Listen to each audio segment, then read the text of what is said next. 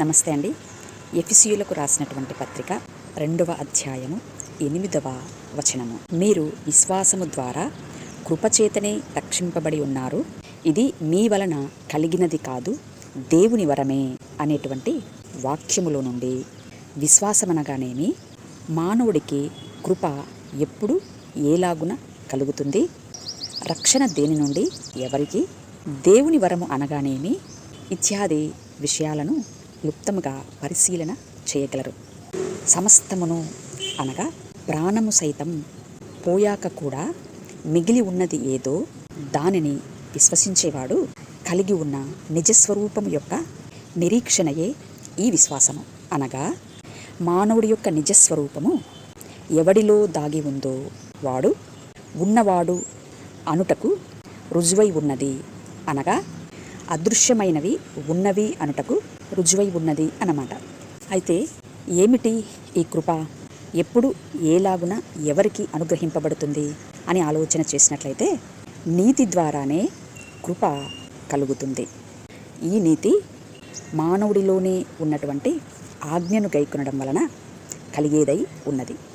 ఇంతకు ఈ ఆజ్ఞను గైకొనడం ఎలా అంటే, సర్వధర్మాన్ని పరిత్యజించి సంపూర్ణ శరణాగతి కోరినప్పుడు, అనగా ప్రయాసపడి భారము మోసుకొని వెళుతున్నటువంటి మానవుడి యొక్క ప్రాణము నీరైపోయినప్పుడు, ప్రాణం పోయి తెలివి తప్పని ఇట్టి యుక్తకాలమున కలిగేటువంటి మృత్యువు లేదా చీకటి అనేటువంటి ఆపత్కాలమున ప్రాణము కోసము లేదా ఊపిరి కోసము మొరపెట్టినటువంటి మనస్సుకు దృశ్యమైనటువంటి వాటిని వశపరుచుకున్న అదృశ్యమైన వాడి యొక్క ప్రాణము అనుగ్రహింపబడేటువంటి ధర్మం యొక్క పరిపూర్ణ స్థితి అయిన దేవుని నీతియే ఈ కృప.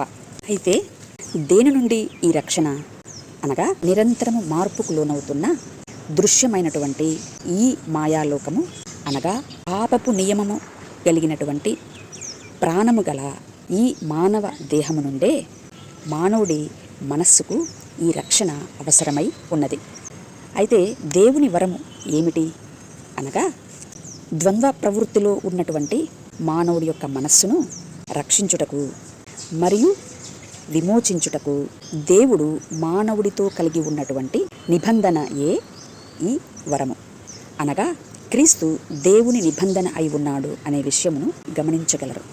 కనుక ఈ లేఖన భాగములో నుండి క్లుప్తముగా మనకు అర్థమయ్యేటువంటి విషయం ఏమనగా, మానవుడి యందే దాగి ఉన్నటువంటి మానవుడి నిజస్వరూపమై ఉన్నటువంటి క్రీస్తును గురించినటువంటి మాటను విశ్వాసముతో శ్రవణ మనన నిధిధ్యాస వలన కలిగే రక్షణ నిరీక్షణలో దేవుని కృప ద్వారా ఆత్మసాక్షాత్కారం కలుగుతుంది. కానీ ధర్మం యొక్క పరిపూర్ణ స్థితి అయినటువంటి ఇట్టి న్యాయమును, కనికరమును, విశ్వాసమును విడిచినటువంటి శాస్త్ర సంబంధమైనటువంటి క్రియలు అనగా కర్మకాండలు మరియు యోగులు చేసేటువంటి యోగాభ్యాసములు మరియు అద్వైతులు చేసేటువంటి జ్ఞానాభ్యాసము ఇత్యాది విషయముల వలన సంపూర్ణముగా దేవుని యొక్క రక్షణ ప్రణాళికను ఎరుగలేరు. కారణం, ఇది కృపచేత అనుగ్రహింపబడేదే కానీ మన క్రియల వలన అనుగ్రహింపబడేది కాదు అని మానవుడికి బుద్ధిని నేర్పించేటువంటి ఈ లేఖనం యొక్క మర్మమును, సత్యాన్ని అన్వేషించేటువంటి వారు నిదానముగా ఆలోచన చేయగలరు అని మనవి. Thank you. నమస్తే.